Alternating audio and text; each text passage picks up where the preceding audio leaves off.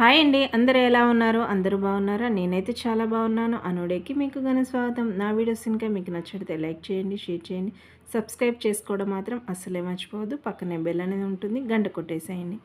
ఎవరైనా మీ ఊరి యొక్క ప్రత్యేకత ఏంటి అని అంటే మరి మీరైతే ఏం చెప్పుకుంటారో తెలియదు, కానీ నేనైతే మా చుట్టుపక్కల ఉన్న పిల్లల మరి గురించి చెప్తాను. అది ఎందుకంటే ఈ మహావృక్షము 700 సంవత్సరాల చరిత్ర కలిగింది కాబట్టి ఇది 3.5 ఎకరాల విస్తీర్ణంలో ఉంటుంది. అలాగే భారతదేశంలో మూడవదిగా పేరుగాంచింది. ఇక్కడ మహబూబ్నగర్ జిల్లాకి సంబంధించిన ఏదైనా ప్రత్యేకత ఏదైనా ఉంది అంటే పిల్లల మరిగా చెప్తాను. అలాగే వెనుకబడిన జిల్లాగా, అలాగే వలస వెళ్ళిన జిల్లాగా కూడా చెప్పుకుంటారు.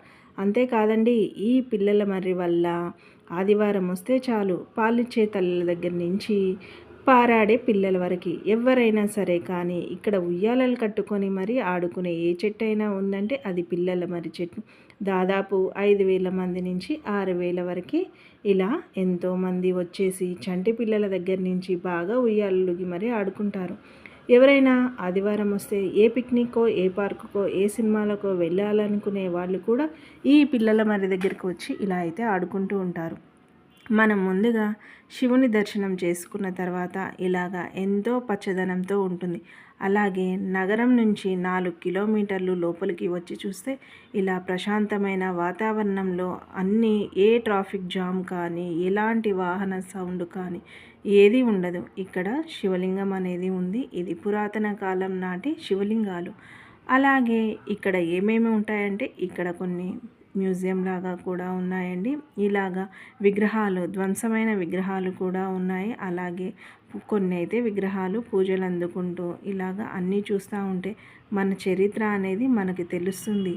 అలాగే చుట్టుపక్కల గ్రామాల్లో దొరికిన విగ్రహాలన్నీ ఇక్కడే భద్రపరుస్తూ ఉంటాయి. నేనైతే అదైతే చూపించట్లేదు, ఎందుకంటే ఫోటోలు, కెమెరాలు ఏవి చూడకూడదని నిబంధనలతో ఉంటుంది కాబట్టి. ఇలాగా ఇదిగోండి, ఇదే వృక్షం అండి. ఒకప్పుడు దీనికి 2018లో తెగులు రావడం జరిగింది. అటవీ శాఖ వారు చాలా జాగ్రత్త తీసుకొని మళ్ళీ కొత్త వైభవాన్ని సంతరించుకున్నారు. ఈ విధంగా ఇదైతే మ్యూజియము. ఇలాగా పిల్లల మరి 2018లో మనము దానిపై నుంచి చూసేవాళ్ళం. ఇప్పుడు అలా కాదు, చాలా చక్కగా ఇలాగా ఎక్కడికో చెదలు పట్టి వృక్షం అయితే చనిపోతున్న స్టేజ్లో ఉన్నప్పుడు దీనికి గ్లూకోజుల ద్వారా అయితే మనకి మళ్ళీ పునరావృతం అనేది చేశారండి. ఈ విధంగా పచ్చటి తోరణంలాగా అనేది మన పిల్లల మరి ఈ విధంగా ఏర్పాటు చేయడం జరిగింది. దీనికి ఎంతో శ్రమించే అటవీ శాఖ వారైతే ఇలాగా పిల్లల్ని కానీ పెద్దవాళ్ళని కానీ ఒక ఆకు తెంచినా లేదంటే చెట్టు ముట్టుకున్న 5,000 రూపాయల జరిమానాతో అయితే విధించడం అయితే జరిగింది. ఇక్కడ ఈ విధంగా ఎంతో పచ్చగా ఆహ్లాదభరితంగా ఉంటుంది. మీరు ఫోటోల దగ్గర నుంచి ఏవైనా దిగవచ్చు. ఇక్కడైతే మనది 3 కళ్ళు కాదండి, 30 కళ్ళు వేసుకునే విధంగా ఉండేటట్లు సీసీ కెమెరాలు కూడా ఏర్పాటు చేయడం అయితే జరిగిందండి. ఇక్కడికి వస్తే ఎంతో ప్రశాంతంగా, అలాగే మనసు అనేది ఆనందంగా ఉంటుంది. ఈ విధంగా పిల్లలు ఆడుకోవడానికి కూడా ఒకప్పుడైతే ఇవన్నీ లేవు. ఎందుకంటే చెట్టు కింద కూర్చొని చెట్టు కొమ్మల పైన, అలాగే పిల్లలకి పాలిచ్చే తల్లులైతే చక్కగా చీర తెచ్చుకొని మరి ఉయ్యాలలు కట్టుకొని మరి ఊపేవాళ్ళండి. ఎందుకంటే చెట్టు మళ్ళీ పూర్వవైభోగం సంతరించుకోవాలనే ఉద్దేశంతో ఇలాగా ఉయ్యాలలన్నీ అయితే ఏర్పాటు చేయడం జరిగింది. మళ్ళీ మినీ జూ పార్కు లోపలికి వెళ్తే మనకి చేపలు కానీ, పక్షులు కానీ, పాములు కానీ అనేక రకాలైన అన్నీ కనిపిస్తూ ఉంటాయి. ఈ స్తూపం కనిపిస్తుంది కదా, ఇక్కడ బుద్ధుడు ధ్యానం చేస్తున్నట్టు విగ్రహం అయితే ఉందండి. ఇక్కడ లోపలికి వెళ్తే ఇవన్నీ కనిపిస్తూ ఉంటాయి. చిన్న పిల్లలకి మనం ఏదన్నా చూపించాలి, అలాగే భయం లేకుండా ఉండాలంటే ఇక్కడికి వచ్చేసేయండి. ఎంత అల్లరి చేసే పిల్లలైనా సరే కానీ గప్పున కూర్చొని మరి వీక్షిస్తూ ఉంటారు. ఇక్కడ ఎక్కడెక్కడి నుంచి అయితే వచ్చాయో అవన్నీ అయితే ఇలా పేర్లతో సహా రాసి అయితే ఉంచారండి. కొన్ని చనిపోయినాయి, అలాగే కొన్ని అయితే బతికైతే ఉన్నాయండి. ఇలాగా ఎక్కువగా పెట్టేసి ఉన్నారు. ఇక్కడ ఇది చిన్నదే కాబట్టి చిన్నగా వచ్చిన పర్యాటకులు మాత్రం వీక్షించాలనే ఉద్దేశంతో అయితే ఈ విధంగా ఏర్పాటు అయితే చేయడం అయితే జరిగిందండి. ఒకవేళ మీకు కనుక ఈ వీడియో నచ్చితే మాత్రం ఖచ్చితంగా లైక్ అయితే చేయండి. ఇలాగా రామచిలుకల దగ్గర నుంచి ఎగిరే పావురాల వరకు, దూకే పావురాల నుంచి పాకే వరకు అన్నీ ఉన్నాయండి. ఇక్కడ పెద్ద రామచిలుక, అలాగే వాటికి కావాల్సిన ఫుడ్ కానీ ఏర్పాట్లు అనేవి అన్నీ చేస్తూ ఉంటారు. ఇక్కడ పచ్చదనం అయితే చాలా బాగుంటుంది. ఇదిగో ఈ కుందేళ్ళ దగ్గర నుంచి ఇలాగా చిన్న చిన్న పిల్లల్ని తీసుకొని వస్తే వాళ్ళు అస్సలకి విసిగించకుండా చాలా ఎంజాయ్ చేస్తూ ఉంటారు. ఇదండి మా ఊరి యొక్క ప్రత్యేకత. మీకు నచ్చిందా? అయితే మీ ఊర్లో ఏ ప్రత్యేకత ఉందో ఖచ్చితంగా కామెంట్ అయితే చేయండి. మా ఊరంటే మా ఊరు కాదనుకోండి, కొంచెం 5-10 కిలోమీటర్ల తేడాతోటైతే ఉంటుంది. ఇంకెందుకు, ఒకవేళ మీ చుట్టాలు మీ బంధువులు ఉంటే వాళ్ళ ఇళ్ళకైతే వెళ్ళేసి అయితే చక్కగా చూసేయండి. అంత బాగుంటుంది. ఏదైనా కానీ మన పార్కులు ఎక్కడన్నా కట్టినా కానీ ట్రాఫిక్ జామ్ అనేది, వెహికల్ సౌండ్ అనేది ఉంటుంది కదా. ఇక్కడ అలాంటి సమస్యలు ఏం లేకుండా అసలుకి వెహికల్ సౌండ్ అనేది మాత్రము అస్సలకి వినిపించకుండా స్వచ్ఛమైన గాలి, వెలుతురు, వాతావరణం అనేది హాయిగా ఉంటుంది. ఒక విధంగా చెప్పాలంటే మనం పల్లెటూరిని అనేది ఆస్వాదించే అంత విధంగా ఉంటుంది. ఇంకొక మాటలో చెప్పాలంటే పట్నంలో పల్లెటూరు అని చెప్పవచ్చండి. అంత హాయిగా ఉంటుంది. అలాగే పక్షుల కిలకిల రాగాలతో ఎటువంటి డిస్టర్బెన్స్ లేకుండా.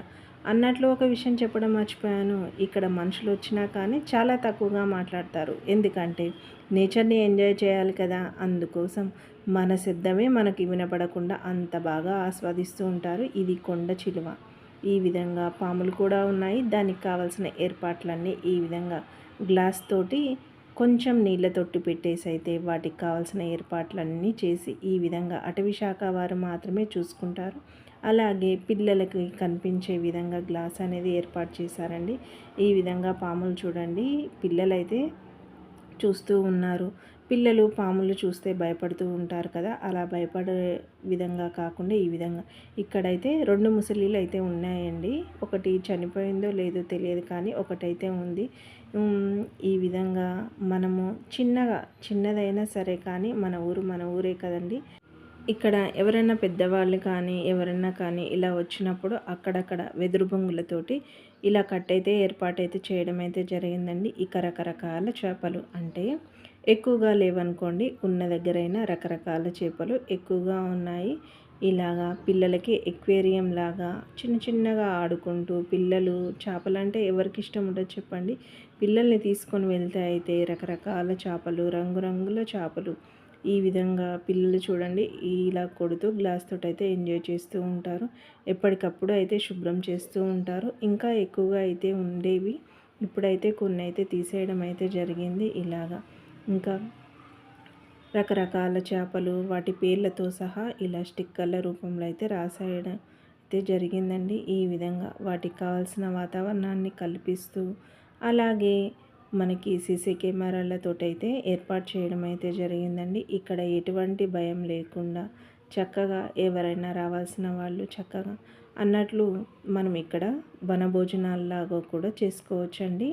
అంటే మనం ఇంటి నుంచి ఫుడ్ అయితే తెచ్చుకుంటాం కదా, ఆ ఫుడ్ అనేది ఇక్కడైతే చేసుకోవచ్చు. మర్రి చెట్టు కింద అప్పుడైతే తిననిచ్చేవాళ్ళు, ఇప్పుడైతే తిననివ్వడం అయితే జరగట్లేదండి. ఇక్కడ నేను ఇప్పుడైతే చూయించాను కదా వెదురు బొంగులతోటి, అక్కడ కూర్చొని చక్కగా భోజనం అనేది ముగించుకొని మరి వెళ్ళవచ్చు. ఇక్కడ చూస్తే జింకలు అయితే ఉన్నాయి.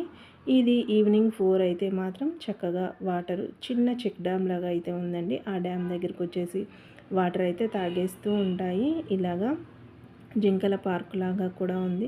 ఇదిగో చూడండి వాటికి కావాల్సిన వాటర్ అనేవి, ఇది చిన్న మినీ చెక్ డ్యామ్ లాగా అయితే ఉందండి. ఇలాగా వలలు వేసి కూడా చేపలు అయితే పడుతూ ఉంటారు.